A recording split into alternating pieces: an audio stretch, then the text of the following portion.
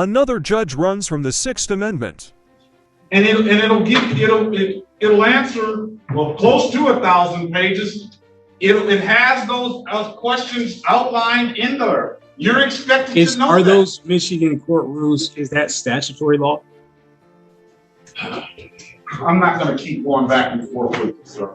All I'm going to do, lastly, she has a valid driver's license, counsel. All I'm going to do, lastly, is give you the dates that we have.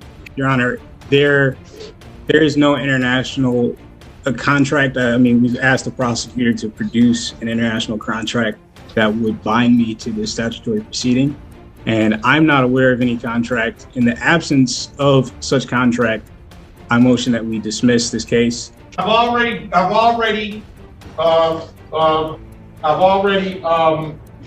Yes. dismissed that motion. Yeah. You can move to the circuit court and you can appeal my decision as it relates to that. File a motion. I'm going to give you a date. I'm going to give you a date where that motion is going to have to be due. I will entertain that. I'll give the people a date on their response if they choose to respond. I do not wish to continue or delay this any further.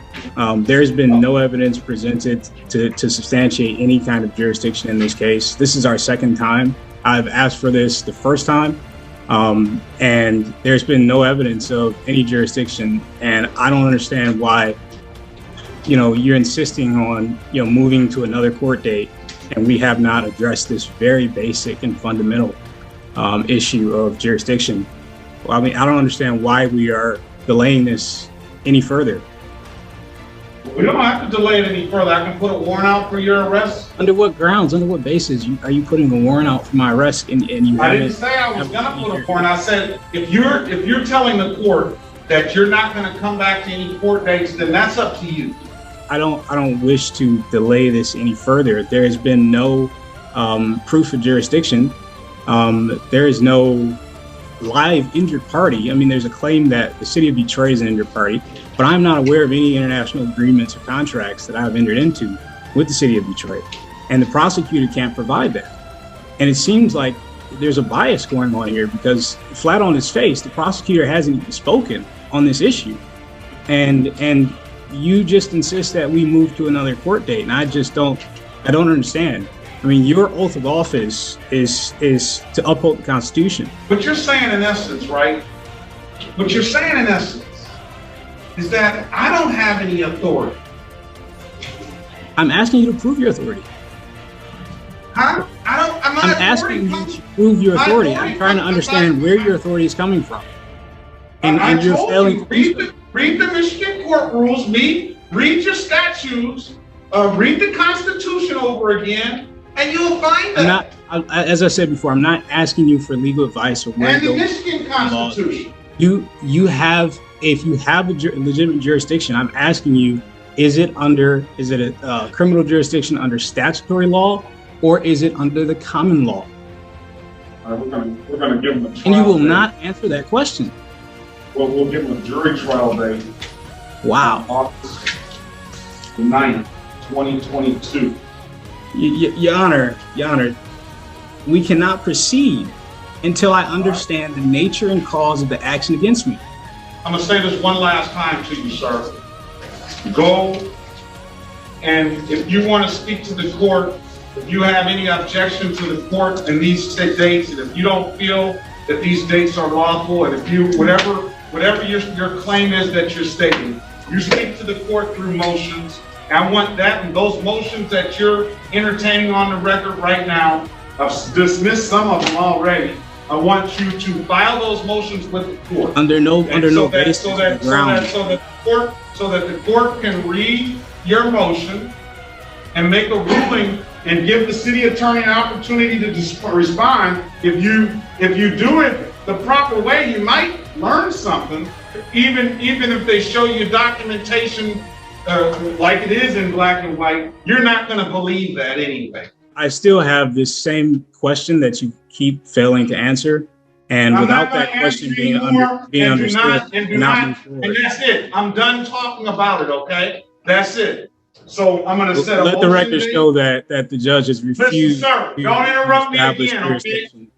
Don't interrupt me again. Let's set a motion date for, I do not consent. please do not say anything else, sir. I know you said. Sir, I'm exercising my Sixth All right. Amendment right. The Sixth Amendment, exercise of an amendment right cannot be converted into a crime, sir. I'm holding you in contempt of court, sir.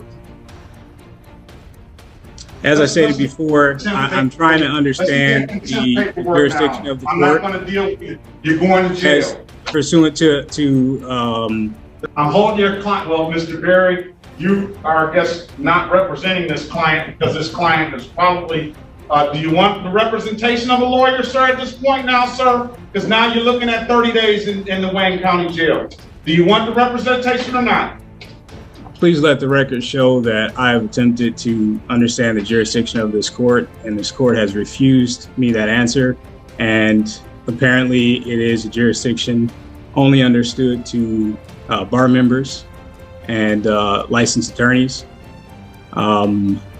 This is a direct violation of the Constitution, and I do not consent. I do not agree. Your Honor, I do not wish to be held in contempt.